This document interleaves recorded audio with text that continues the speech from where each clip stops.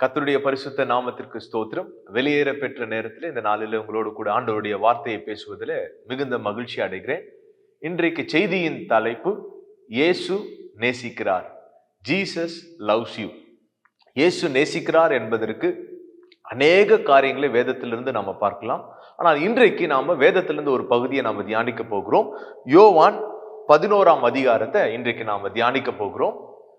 அதிக முறை அநேகரால இந்த யோவான் 11ஆம் அதிகாரத்துல இயேசு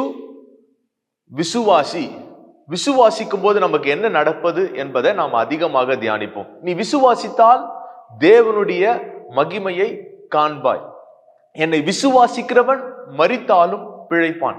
இப்படிப்பட்ட அநேக வேத வார்த்தைகள் இந்த யோவான் 11ஆம் அதிகாரத்திலிருந்து நாம் அநேக நேரம் போதித்திருக்கிறோம்.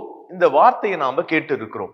இதே பகுதியில ஆண்டவர் இன்னொரு காரியத்தையும் நம்ம தெரிந்து கொள்ள போகிறோம். என்ன பேசுகிறார் என்றால், அன்பை குறித்து இந்த இடத்துல ஆண்டவர் பேசுவதை நாம தியானிக்க போகிறோம். யோவான் 11ஆம் அதிகாரம் 3ஆம் வசனத்தை நாம பார்க்கலாம்.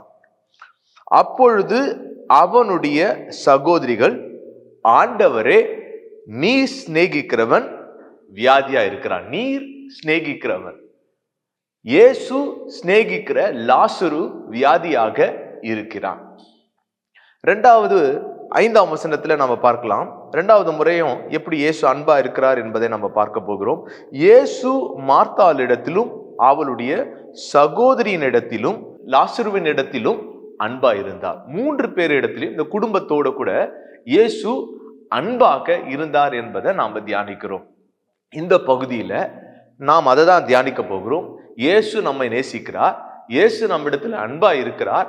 இந்த அன்பா இருக்கிற இயேசு எப்படிலாம் நம்ம இடத்துல அன்பா இருக்கிறார், இயேசு நம்ம இடத்துல உண்மையாகவே அன்பா இருக்கிறார், இயேசு நம்மை நேசிக்கிறார் என்பதை என்ன காரியத்திலெல்லாம் நாம அறிந்து கொள்ள போகிறோம் என்றால், முதலாவது ஒன்று, இயேசு நமக்கு செவி கொடுக்கிறவராக இருக்கிறார். செவி கொடுக்கிற அன்பு. நாம பேசும் பொழுது, ஜெபிக்கும் பொழுது ஆண்டவர் நம்முடைய சத்தத்திற்கு செவி கொடுக்கிற ஒரு அன்பாக இருக்கிறது. இந்த யோவான் 11ஆம் அதிகாரம் 1லிருந்து 3 வாசித்து 4வது வசனத்தை நீங்க ஆரம்பிக்கிறத பாத்தீங்கன்னா, இயேசு அதை கேட்டபொழுது, இயேசு அதை கேட்டபொழுது கேட்கிற ஒரு அன்பாக இருக்கும். நிறைய நேரத்துல நீங்க அறிந்து கொள்ளலாம், நாம பேசும் பொழுது நம்ம இடத்துல கவனிக்காம நம்மளை அசட்டை பண்ணினால், நம்முடைய சத்தத்துக்கு செவி கொடுக்கலன்னா நல்லா தெரிஞ்சுக்கலாம், அவங்க நம்ம இடத்துல எப்படி இல்லை, அன்பா இல்லை. ஆனா இயேசு இங்க பாத்தீங்கன்னா எப்படிப்பட்டவரா இருக்கிறார் என்றால், இயேசு அன்பா இருக்கிறார் என்பதற்கு ஒரு அடையாளம், ஆண்டவர் நம்முடைய சத்தத்தை கேட்கிறவராக இருக்கிறார், நம்முடைய சத்தத்திற்கு செவி கொடுக்கிறவராக இருக்கிறார். அதனால உறுதியாக நாம நம்பலாம், இயேசு நம்மை நேசிக்கிறார். Jesus loves us. ஏன்னா முதலாவது ஒரு காரியம், ஆண்டவர் நம்முடைய சத்தத்திற்கு செவி கொடுக்கிறவராக இருக்கிறார். இந்த குடும்பத்தை ஆண்டவர் நேசிக்கிறாரு. நேசிக்கிற இந்த குடும்பத்தில் இருக்கிற இந்த லாசரு வியாதியாக இருக்கிறான். அப்பொழுது 2 சகோதரிகள் மார்த்தாலும் மரியாளும் ஆளை அனுப்புறாங்க, இயேசுவின் இடத்துல போயிட்டு இந்த காரியத்தை சொல்லு அப்படின்னு சொல்லும் பொழுது 4ஆம் வசனத்தை தான் நம்ம பார்க்கிறோம். இயேசு இதை கேட்ட பொழுது, ஆண்டவர் நம்முடைய சத்தத்திற்கு செவி கொடுக்கிறவராக இருக்கிறார். அல்லேலூயா. இங்க பாத்தீங்கன்னா எப்படிப்பட்ட ஒரு ஜபத்தை ஏறெடுத்திருக்காங்க பாத்தீங்கன்னா, ரொம்ப சிம்பிளான ஒரு காரியத்தை தான் இயேசுவின் இடத்துல சொல்லுகிறார்கள்.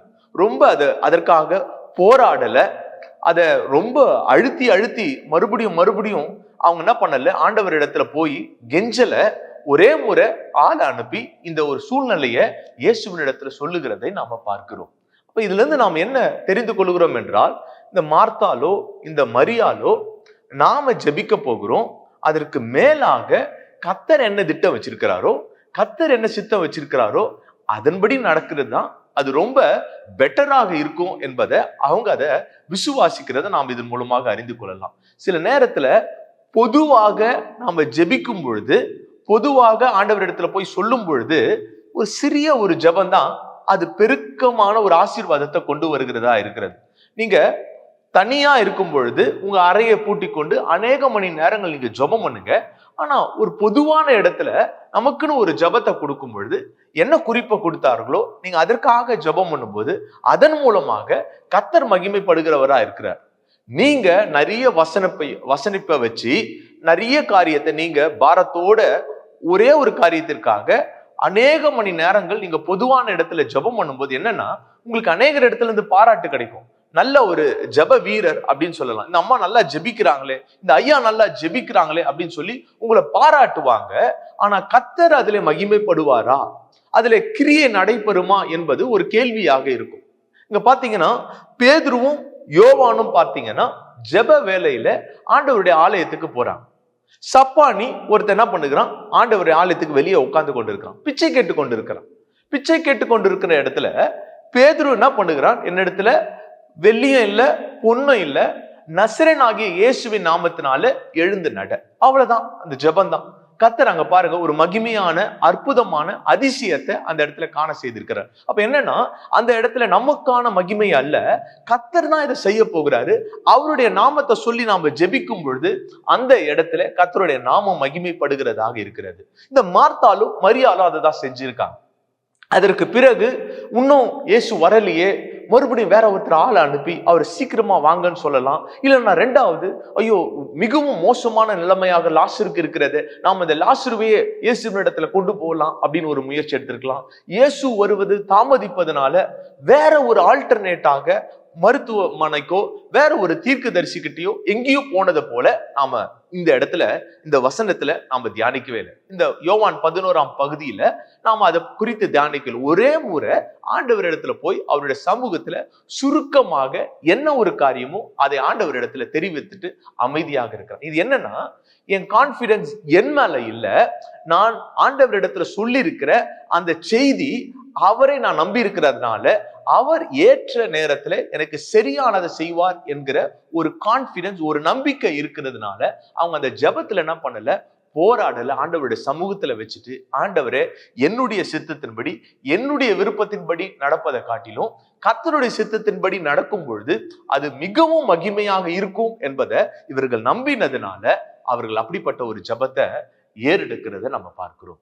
இயேசு அவர்களுடைய சத்தத்தை செவி கொடுக்கிறவராக இருந்தார். இந்த 3ஆம் அதிகாரத்துல பாத்தீங்கன்னா, அப்பொழுது அவனுடைய சகோதரிகள், ஆண்டவரே நீர் சிநேகிக்கிறவன் வியாதியா இருக்கிறான், நீர் சிநேகிக்கிறவன் வியாதியா இருக்கிறான். நிறைய நேரத்துல பாட்டு கூட பாடியிருப்போம், நிறைய காரியங்களை நாம தியானிச்சிருப்போம்.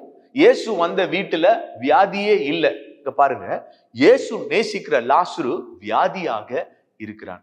இந்த உலகத்துல உங்களுக்கு உபத்திரம் உண்டு. தேவ மனுஷர்கள் அநேகருடைய வாழ்க்கையில பாடுகள் வந்தது. பவுலாக இருக்கட்டும், பேதுருவாக இருக்கட்டும், யோசேப்பாக இருக்கட்டும், ஒவ்வொரு தேவ மனுஷருடைய வாழ்க்கையிலும் பாடுகள் வந்தது, உபத்திரம் வந்தது. ஆனால் கர்த்தர் என்ன பண்ணிட்டாங்க, அவங்க உறுதியாக தரித்திருக்கிறவர்களாக இருந்தாங்க. இந்த வசனத்துல நாம உறுதியா இல்லைன்னா என்ன நினைக்கிறோம், நமக்கு சோதனை வரும்பொழுது, பாடுகள் வரும்பொழுது நாம் அந்த சூழ்நிலையை பார்த்து சோர்ந்து விடுகிறோம்.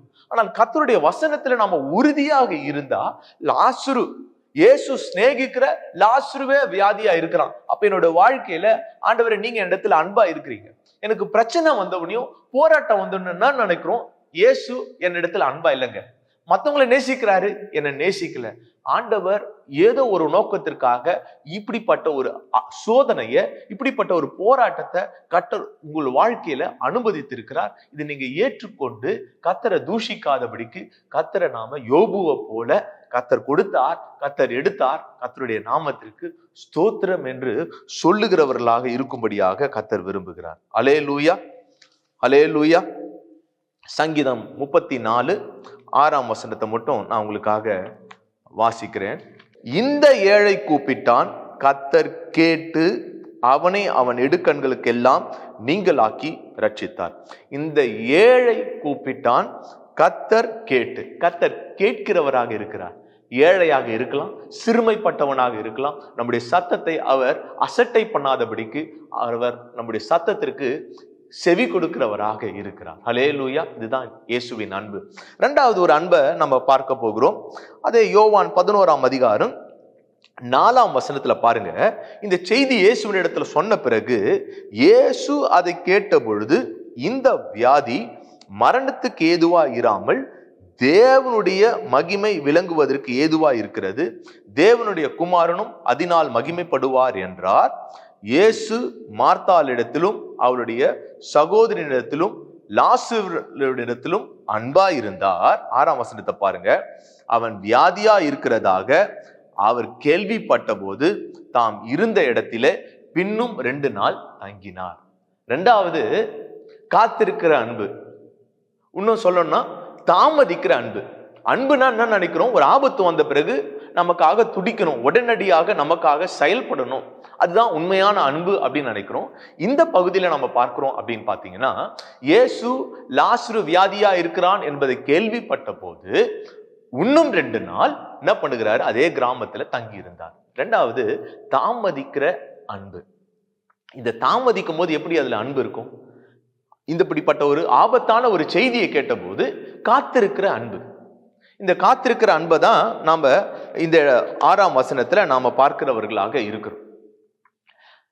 உலகத்திற்கும் இயேசுவுக்கும் உள்ள வித்தியாசம் என்னன்னா, உலகமான காரியத்துல நீங்க பாத்தீங்கன்னா, யாரோ ஒரு பையன் ஒரு பெண்ணை நேசிக்கிறான் அப்படின்னு பாத்தீங்கன்னா, 5 மணிக்கு என்னை வந்து பார்க்கணும் அப்படின்னு சொல்லும் பொழுது அவன் என்ன பண்ணுவான்னா, 5 மணி இல்ல 4 மணி 3 மணிக்கே போய் பஸ் ஸ்டாண்ட்ல என்ன பண்ணிட்டு இருப்பான்? காத்து கொண்டு இருப்பான். அந்த காத்திருக்கிற அன்பு எப்படி அப்படின்னா, அதை நான் பெற்றுக்கொள்ளும் வரை காத்திருப்பான். அதற்கு பிறகு திருமணம் ஆன பிறகு 5 மணிக்கு வானா கூட அவன் என்ன பண்ணுவான்? 4:55 தான் வருவான். வந்துட்டு 5 நிமிஷம் லேட் ஆன கூட திருப்பி போயிடுவான் வீட்டுக்கு. நீ நடந்து வா அப்படின்னு சொல்லி. எவ்வளவு நாள் நான் காத்திருக்கிறது? அந்த அன்பு எப்படின்னா, உலகத்தின் அன்பு பெற்றுக்கொள்ளும் வரை உலகமான மனுஷன் காத்திருப்பான்.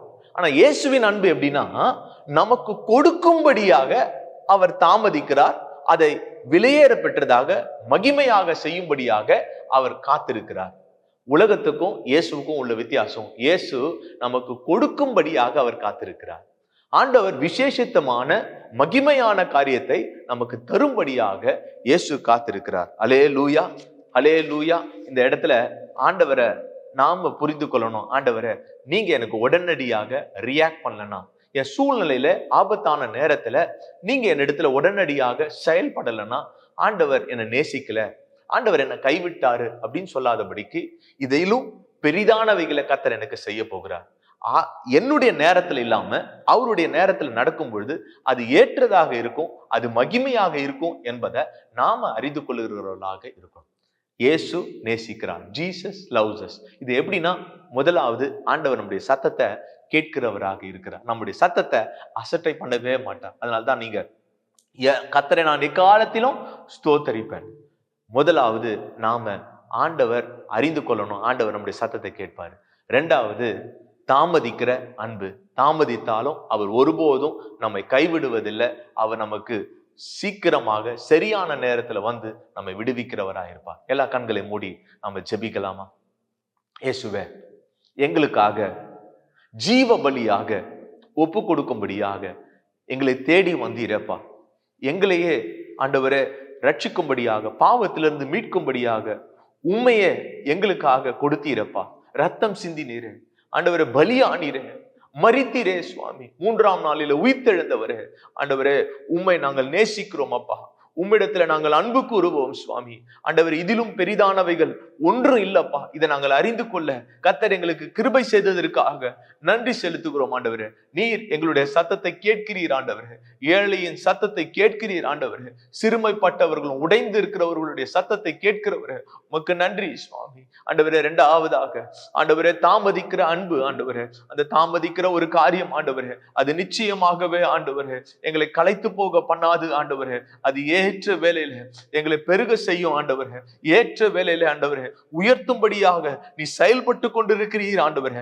ஆபிரகாமுடைய வாழ்க்கையிலப்பா 25 வருஷம் காத்திருந்த அந்த மகனுடைய வாழ்க்கையை நீர் ஏற்ற ஆண்டவரே ஈசாக்கை கொடுத்து உயர்த்தினது போல கர்த்தர் நீர் எங்களுக்கு ஏற்ற வேலையில அதின் காலத்துல நேர்த்தியாய் செய்கிற தேவன் உடைய பொற்பாதத்துல நாங்கள் வைக்கிறோம் ஆண்டவரே. இந்த வார்த்தையை கேட்கிற ஒவ்வொரு பிள்ளைகளையும் ஆண்டவரே நீர் இயேசு நேசிக்கிறீர் ஆண்டவரே. ஆண்டவரே, உம்மை நோக்கி கூப்பிடுகிற ஒவ்வொருடைய சத்தத்தையும் கேட்டு பதில் அளிங்க சுவாமி. பெரிய காரியங்களை செய்யுங்க. இயேசுவின் மூலம் ஜெபிக்கிறோம் எங்கள் நல்ல பிதாவே, ஆமென்.